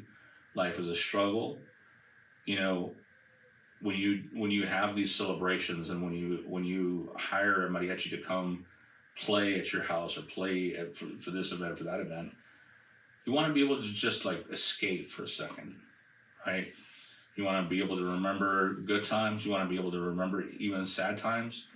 There are people who hear the mariachi start playing, and they're reminded of a loved one that they lost, and they start crying. But they kind of live in that moment, right? What, even though they may feel sad, there's still this love that's there, right? And so they're able to forget about all the other troubles that they're having, able to just have a moment of feeling of emotion that transports them. And so my role as a musician is to serve the community and make sure people have access to that in the same way that I do every other thing that I do in my life. And in fact, I would say because I'm a mariachi, it makes me better at everything else I do, because especially since I do so much work to try to improve the lives of my community, the fact that I'm in people's homes and even people's most important events every weekend of the year, I have an intimate relationship with my community that many other people do not have. Yeah. And so I know how people are living. I know what's important to them. I know what they're struggling with. And so that helps inform all of the other work that I do. And so for me, there's not a dichotomy. There's not a separation. One thing is necessary for me to be good at the other. And it's a huge compliment, of the work I do. So, and from where I sit, American society kind of breeds a multitude of views on one's responsibilities to their culture. While as far as my experiences have shown me, the Latino community is, of all different backgrounds, place a high priority on improving conditions for Latinos in whatever way is available to them. Do you find that to be accurate, and why do you think it is, if I'm right? I think that's been my experience. I think that Oklahoma City is a young Latino community. We've only recently grown to the size that we are. And by recently, I mean like the past 30 years, right? But at the same time, I think as a community, we have been doing a really great job of lifting up and developing new leaders, right? There used to only be like a handful, but now there are many people that are representing our community in many different spaces and in a very positive way. And so to me, that fills me with a huge sense of optimism, because there is this focus, it seems, of members of our community trying to have a positive impact on our community, you know. So I do feel like it's all very intentional. I feel that there are many of us that are trying to build capacity in others, and then trying to deliver the message within our community that we are capable of solving our issues, right?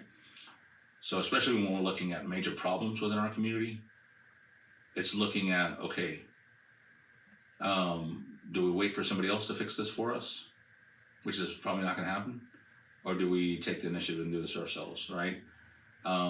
What's stopping us from doing this? What are the obstacles? Are they real obstacles or are they imagined, right? If we don't have the capability of doing some of these things, then where do we find the capability to do it? You know, where do we get the knowledge, the education, and how do we tackle these things? And then, if this is the problem, then how do we slice off smaller pieces of that?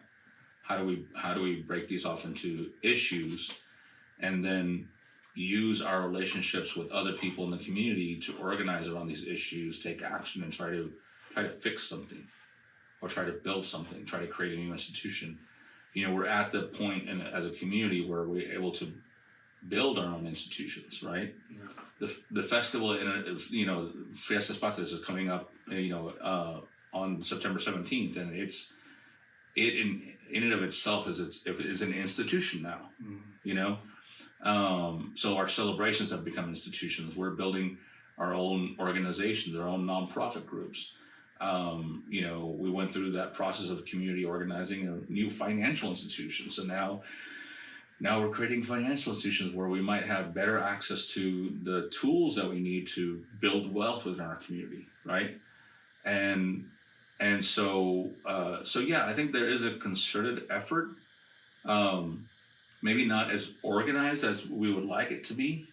And then, you know, sometimes there is that feeling like, okay, well, who gets credit for this and who gets credit for that, and who's being lifted up in the community? Well, if you can put that aside, and if you can put the egos aside, and whether you get credit for something aside, then there's some really, you know, big things that can be done for the community. Yeah. You know, but it's also hard because, you know, and me being authentic, you know, with myself too, is that if I do something, I put a lot of effort into something, I do want the credit. I really want to be recognized for it, right?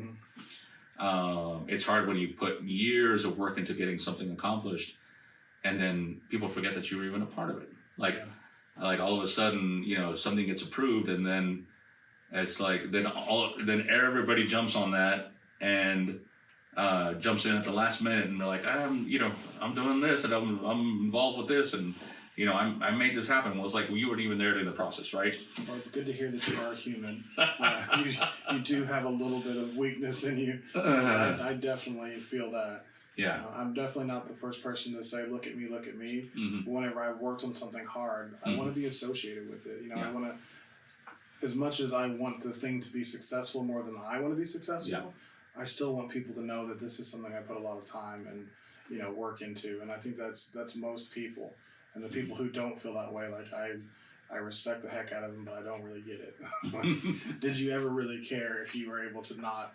You know, it's kind of like raising a kid. You know, you put everything into it and you hope for its success more than anything else. Yeah. But you still want everybody to know that's your kid because you're proud. Right? Yeah, I think it helps inform us too as leaders too, because then if you know what's important to you, then it's important to other people, right? So when you're in the position of power and you're in the position of leadership, then make sure that you also recognize those people that put in the work. Well, I'm gonna move to a different section because we could talk about that all day long. Yeah, we wouldn't really get to know all. I mean, we're never gonna get to know all of Robert, but there's some other areas I'd like to dig into a little bit. So As I speak to Robert Ruiz as he sits here today, would it be correct in saying that there was a time that there was a question whether or not you would still be alive to sit here today? Yeah, for sure.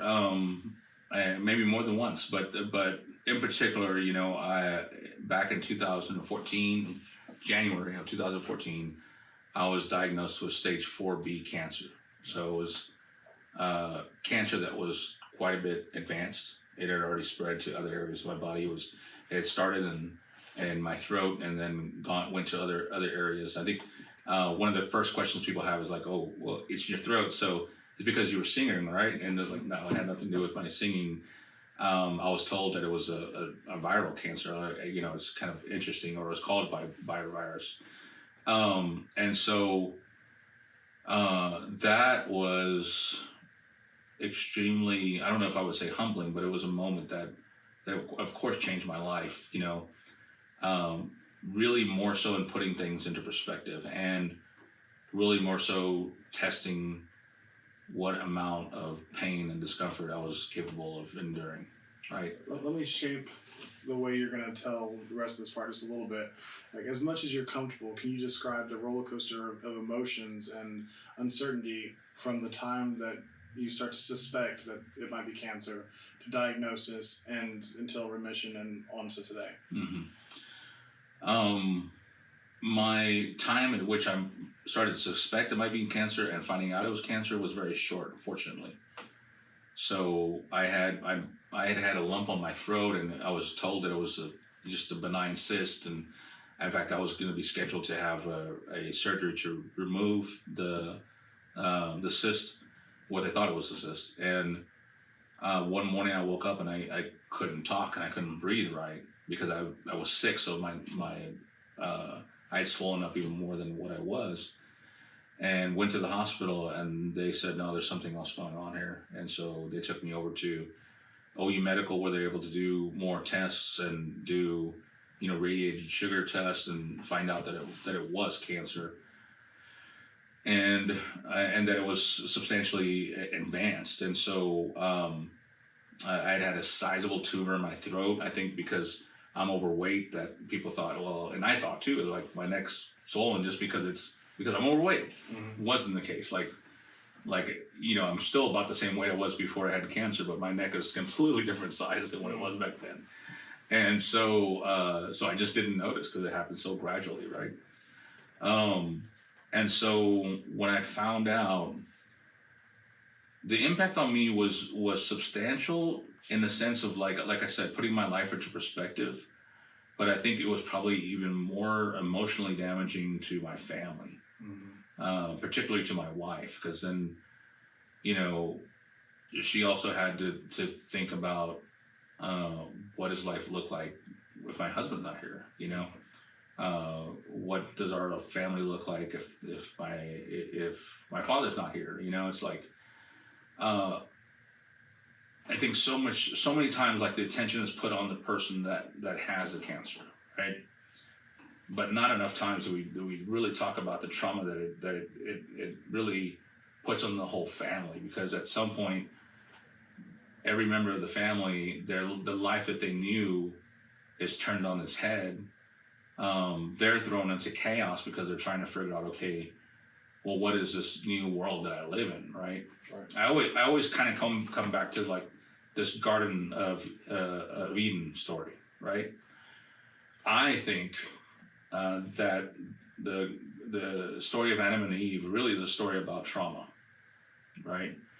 And that whatever knowledge is given to us, that it is that knowledge that throws us into this trauma, right? And then so all of a sudden you're exiled from this place that you thought everything was okay into this world of chaos and pain, right? And so then you have to discover how to live within this new world, this new life. People call it finding a new normal, right? After trauma. But to me, it's a story of trauma, right? And so understanding that every member of the family goes through that and deals with it in their own way. I think it's important for people to understand, because one thing that happened when I was going through the experience is that I was very public about it, and there was a lot of attention on it. And so when I spoke in public and when I was on social media, I always try to put as much of a positive face on it as possible, right?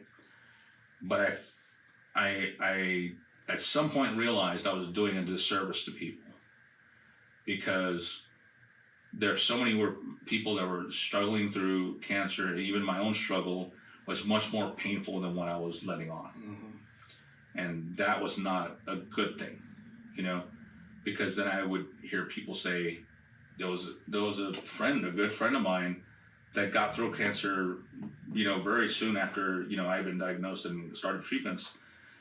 And he made the comment to me, it's like, well, I got throat cancer, but you have it too, and you're good, so I'm gonna be good. It's like, it was good from the standpoint of like maybe giving other people strength, but not from the standpoint of misinforming people that it's easy.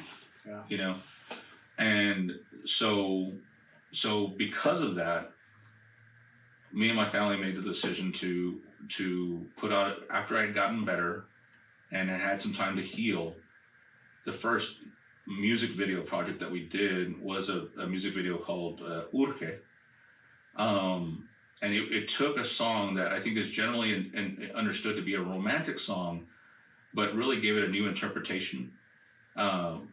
Because, one of the lines of it, and hopefully maybe we can just put a link to it, or I can do some translation of some lyrics. But one of the lines of it is that, I'm looking for somebody to comfort me, to take away my pain, to share my triumphs and my failures. And ultimately, it's like the last line of the song is that because I also have a right to live, right? And so, like I said, I think it's usually interpreted in a romantic way, but it felt also very relevant to the experience that we had. And what we tried to do in the music video was show how that experience affected every member of my family, and how difficult it was, even putting me in very vulnerable places where, like, I'm naked in a bathtub, And it's like, okay, I'm not a good looking guy, so it's like, I'm overweight, and it's like, okay, I'm gonna be naked in the tub. Like, who wants to see that? Hey, but there are people. But and there's those out there who like us. Yeah, I'm sure. But that's what the reality of my life was at that point. It's like, sometimes it was so painful that all I could do was crawl out of bed, crawl into the bathtub, fill it with water, and like just try to make it through the day, right? And there were times at which that I had no desire to eat, so I would be at the table with my whole family, and everybody's eating, and I'm just sitting there with an empty plate because I don't want to eat, but I want to be with my family, right? But it's also sad. It's like, and then like looking at those things that also gave me strength. Like, there were so many people through that process that were praying for me, people that had given me notes of encouragement, pieces of gospel to read, like when I woke up, and so I tried to reflect all that in that video and help people understand that my family also gave me strength, like that even though I was suffering, that it was just painful, I wasn't alone. It was, I had a lot of people around me that were helping me through that. And like I said, I mean, for my life, it did change my life. And I told my wife, and I told a lot of people, is that I would never wish that on anybody, but also I don't regret that I went through that. Like, actually, like that's something that has shaped who I am. And so I appreciate that, and the perspective that it did give me, because it's also much easier for me not to sweat the small stuff. Much easier for me to forgive things. Much easier for me to stay focused on the things that are important, because I went through that experience. I appreciate you being able to see pretty close after the damage that could be done by being inauthentic. A lot of people don't think of that unintended consequence of putting on a brave face, is that you were giving an unrealistic example of what going through something like that looks like. I mean, it hurts, and it's different for everybody. There's a variety of experiences, and for some people, it may not be that hard. They might, it's like, I did chemo 3 times, and after that, it cleared up, and blah, blah. It's not generally the case. Mm-hmm. And if it wasn't the case, sharing something, contrary to that is unfair to yourself. Sort of, we talk about this a lot on the show, is it doesn't give the people who love you a chance to be supportive in the way that they need to be. Mm-hmm. And it also is unfair to somebody else who's going through the same thing and is like, well, that's not what it's like for me. Mm-hmm. Like, is there something wrong with me? Mm-hmm. And that's, being the most yourself that you can be helpful to so many people, because sometimes being strong enough to hurt and be vulnerable and share that with others gives somebody else the power to be able to push through. Mm-hmm. So, I appreciate that, like, big time. Yeah. Mm-hmm. So, man, big thoughts, big deep thoughts. During those days where you were having, the most you could do was just survive the day and things got kind of dark, what was most important to you? I mean, it's my children. My children and my family. It's I think that's always been the most important thing for me. There are things. Surprisingly enough, as hard as that was, there are things that happened to me that are even harder. And it's always been about how do I keep my children healthy? How do I make sure that our family stays a family? It's those things that have always brought me back, and I understand that. Also, in the long run, it's going to be my family that matters the most, regardless of what's going on in the career.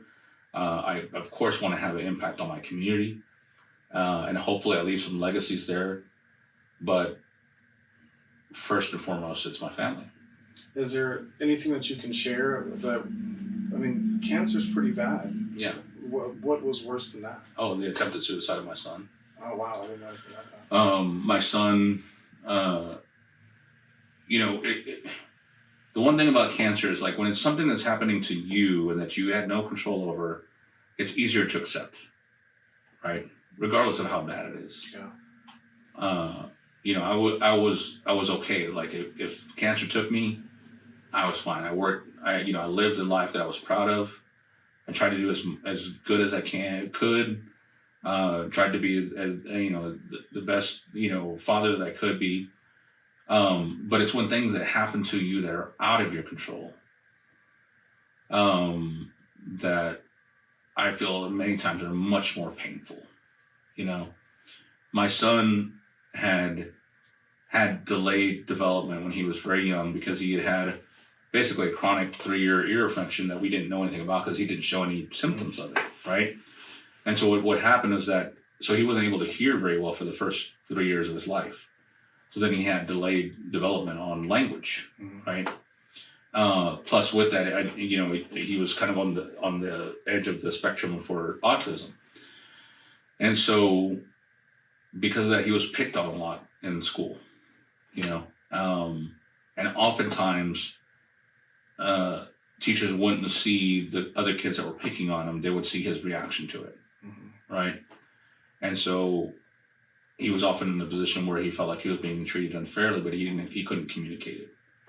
And it built such a huge anxiety that there were times in elementary school where he would just run out of the school.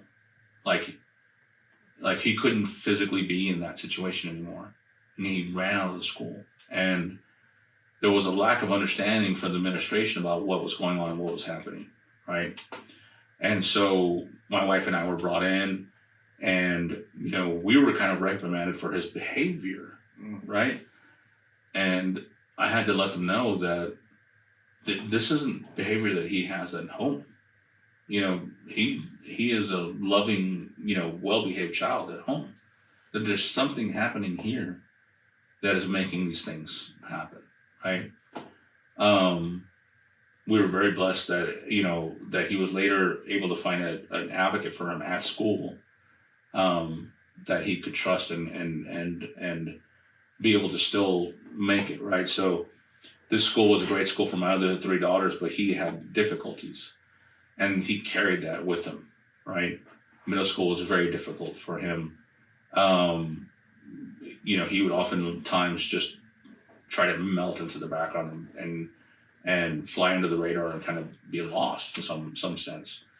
and he wouldn't advocate for himself. He wouldn't, do any of those things. But his anxiety was still there about going to school and doing those things until there was a day in his freshman year that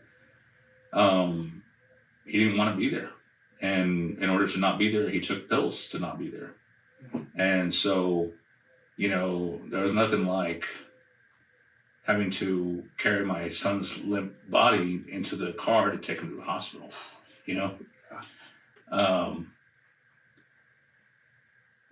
The thing that helped me through it was that when he went to the hospital and he finally, regained consciousness, they pumped his stomach, and he said that he wanted to see me because, just talking about the people that he trusted, and so, I was able to see my son, and unfortunately, because of the attempt, he was taken away from us, so he was put in acute care, and that was extremely hard on me, and especially on my wife, right? Because we had no control over that either. Was he put on a 72-hour hold, or how? Yeah. So basically, like a suicide watch, acute care into a residential facility, and so my heart goes out to all the families that have ever had to deal with this, because it's literally like he's being ripped out of our arms, right? When we felt like he needed us the most, but at the same time, I understand that it's also for his safety and those sorts of things, and it was a struggle just to try to figure out, okay, how do we move forward from here? How do we make sure that he's safe? How do we make sure that he's thriving and feels loved and those sorts of things? And so, it's still a struggle, but he's been thriving. He's actually going to school at OCCC now, so I'm with him every day. He's in college now. He's been accepted into the engineering program at OU, but he still struggles with things, just taking care of himself and those sorts of things. And so it's like, we're so grateful that he's still here with us, first off, right? And then for me and my wife, it's always, how do we best support him to make sure that he's happy and that he finds purpose in life, and that he can thrive in whatever way that he needs to thrive, And so that experience was way more painful than cancer, and so many people have to deal with those kinds of situations, and which is also made me very empathetic and want to serve the community in a much better way, because I know that these struggles exist for many families. And I always think about the struggles that I face, and I'm a well-educated person, and I have resources, even though it wasn't always that way. I mean, we did live in poverty. I mean, we at one point where our family was homeless, but we worked out of those things, and we did, we were able to build careers in which we were able to thrive. And so I have resources, but there are so many people in our community that don't have resources, and they're dealing with the same kinds of struggles. And it's like, how do you, what can I do then to try to make, their lives easier, understanding the situations that they may be in, because I've gone through the same sorts of situations, but I have the power to help them, I'll definitely thank you for sharing that, for one.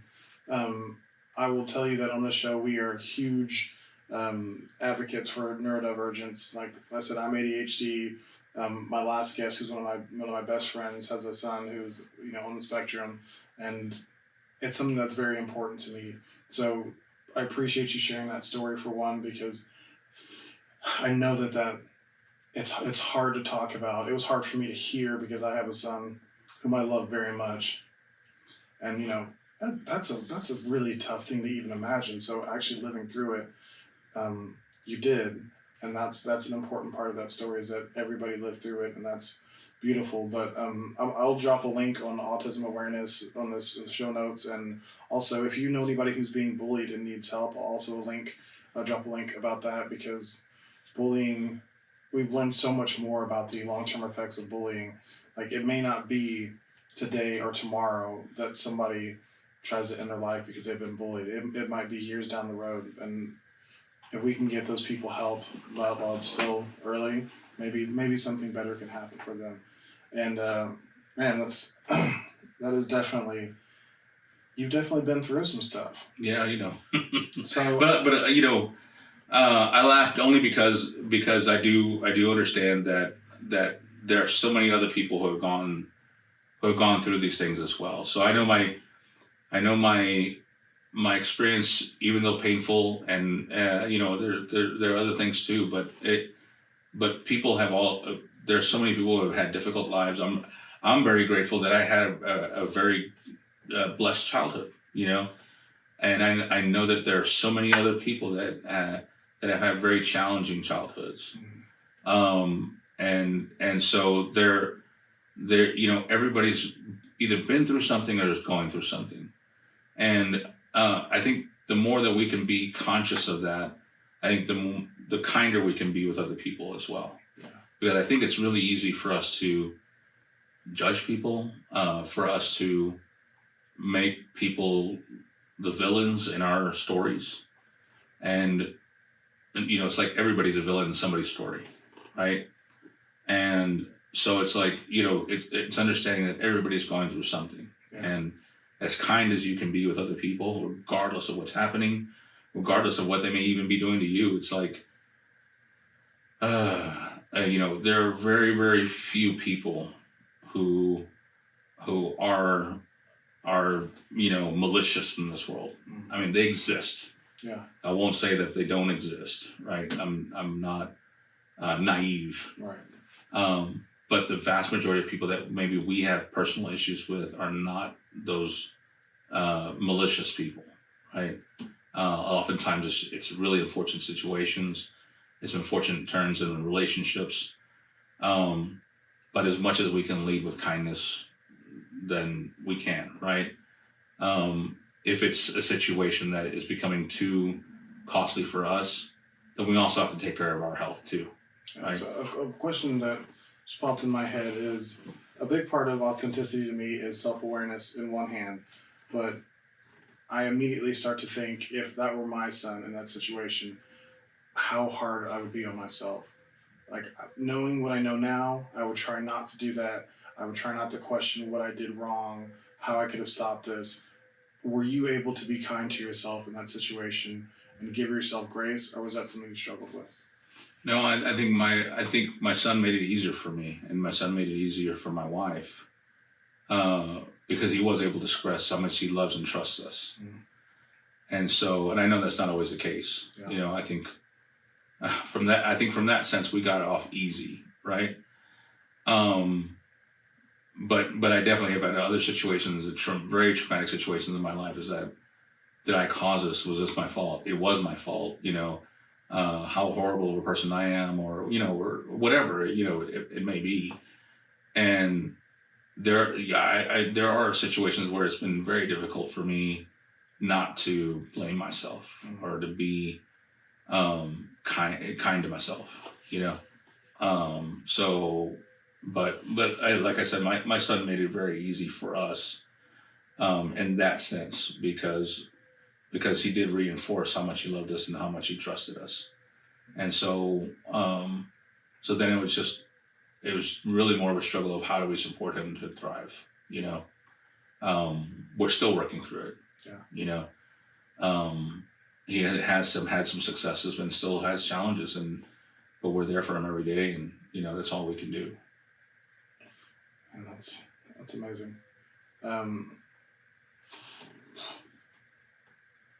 Yeah, you keep knocking me off my feet with these, Okay. you know, the honesty, and that actually made me think. So I mean, we both come from cultures which traditionally being vulnerable is not considered manly.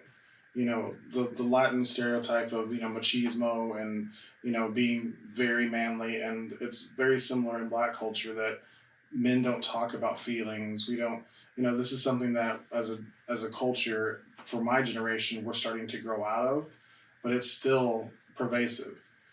how do you balance those two things, like who everybody expects you to be and who you know you need to be the best version of yourself for you and your family? Oh man, that's a hard question.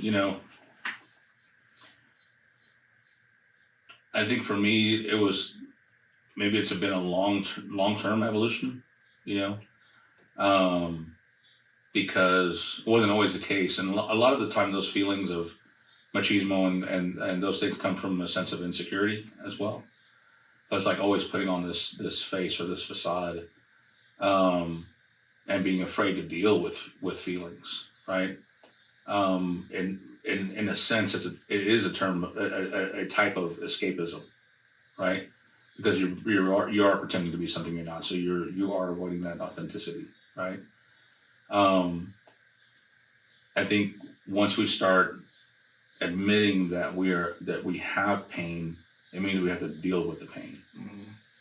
So it's often easier for us to say that we have no pain and pretend like it's not there, in order to cope with it.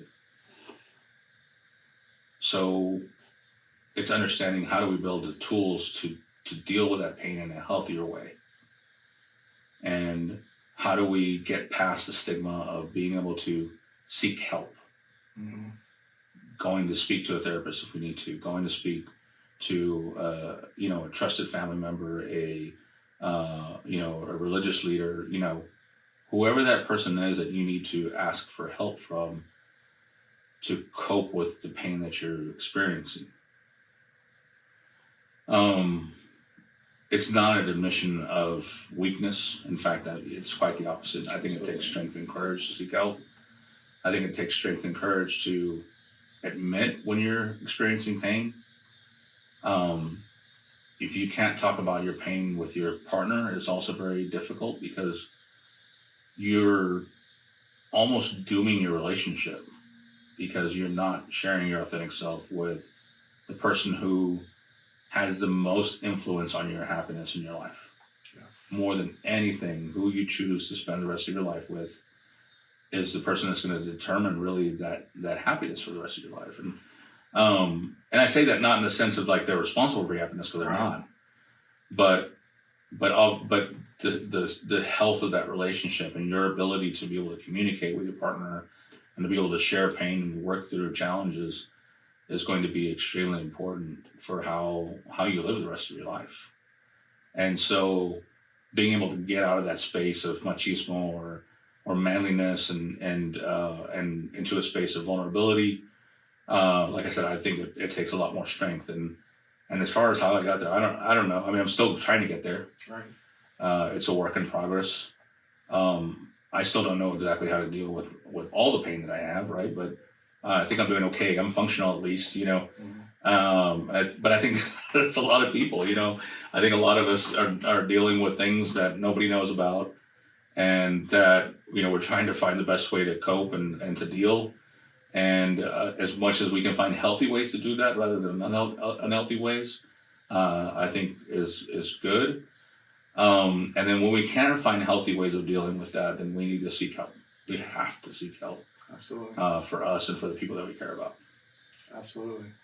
As I start to round this thing out to a close, it's been a fantastic conversation. I could really keep it going, but I want to respect your time and the time of our audience. So is there anything I didn't ask you about today, or any clarifying remarks about anything that we talked about, or anything that's not on your bio that you want to share and talk about?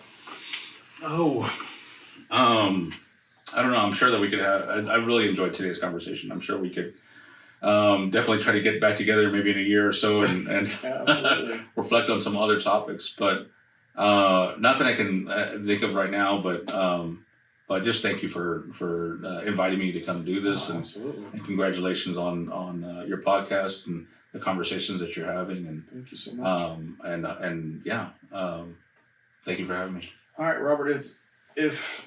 First, let's ask, what does the future look like for you? Do you have any short-term, long-term projects you're working on that you want to share? Well, trying to continue to keep some of these things going. It's funny when we talk about these things being institutions, but the amount of work that it comes into maintaining them is they don't just happen, mm-hmm. right? So Fiestas Podcast is coming up on September 17th at Ep.11. A big part of our mission is student success and community enrichment. And so, I take that community enrichment part, both parts very seriously, but this is one of those efforts to make sure the community understands that Ep.11 is their community college, and that it's a home for the community. Mm-hmm. And so I'd really love to see people out at the festival. There are two other events in the Hispanic Heritage Festival series, which are the Mariachi Festival that we do every other year, which next year will be one of those, next January, February, and then Oklahoma City Cinco de Mayo. Mm-hmm. We just met with the consulate today. The consulate is another project that I worked extremely hard on. This is one of the ones that is like you work like 10 years on a project and then it happens and then everybody else tries to take credit for it, right? It's cool because it was a big effort on a lot of people's part. It was another thing that was on my list that I wanted to get to today. Yeah, we'll talk about so much meat on this bone. But I'm really excited about what that partnership may mean for the community. Our new Consul General, Consul Pineda, will be doing the ceremony of El Grito at Fiestas Podcast, so that's going to be really special. We want to bring up more delegates from Mexico to be able to come be a part of the Cinco de Mayo Festival and some of these other efforts. And I just really want to make sure people have the opportunity to enjoy these things that we've been building over these times and experience an authentic experience, right? So many exciting things going on at Ep.11 too. Many new initiatives. We're almost at the point of being designated an Hispanic serving institution. Because we're at about 22.5% Hispanic, but wow. Once we get to 25%, we'll be designated as a Hispanic serving institution. So that'll mean more resources for all of our students, right? And then just look at ways to continually stay engaged and continue to help the community. So very cool. Yeah. Unfortunately, this episode will not be out before Fiestas Patrias. It will be out probably in late October. Okay. I've got quite a few episodes in the can already, but this has been a very good one, and I will share all your stuff about Fiestas Patrias and anything else you've got coming up because I really do understand how important it is the work that you're doing. So where do you live online? Where can people find out more about what you're working on? If they want to find out more about Robert Ruiz, where should they go? Mostly just on Facebook. I mean, I'm kind of old school, I guess. Facebook's kind of old school at this time. But yeah, you just follow me on Facebook. I do have an Instagram account that I think is just fed from Facebook, and a very, very inactive Twitter account. So, but that's mostly where people can find me online. And then of course, follow Ep.11 as well. Ep.11, we're on Facebook, Twitter, Instagram, YouTube, so that'll be also a great place to keep track of the work that I'm doing. So. All right. Well, thank you very much for being so open and honest. It was truly an amazing conversation. And to our audience, if you enjoyed today's episode, please give it a follow and a like and share it with someone you think might enjoy it too. Also, check out earlier episodes and support the future creation of great content. Don't forget to go over to @Authentic Identity Management on Instagram, Facebook, Threads, or LinkedIn. And we're also on YouTube at Authentic Bruce. YouTube channel for podcast video and bonus content and impactful clips from my conversations with all these great guests. Robert, thank you again for being yourself and sharing so honestly and vulnerably with the Authentic On Air audience. And finally, if you are struggling to show up as yourself in your content, your work, your family, or your life, I would love to help you. Authentic Identity Management does identity coaching to help you align yourself with the identity you share with the world. It's exhausting to live someone else's life. Live authentically and access the potential that belongs only to you. You can contact me on social or email at bruce@AuthenticIdentityManagement.com and we can set up a free 30-minute discovery call. Thanks again to our guests and to our audience out there. I love all of you guys and I ask you please be yourself and love yourself. Bye everybody.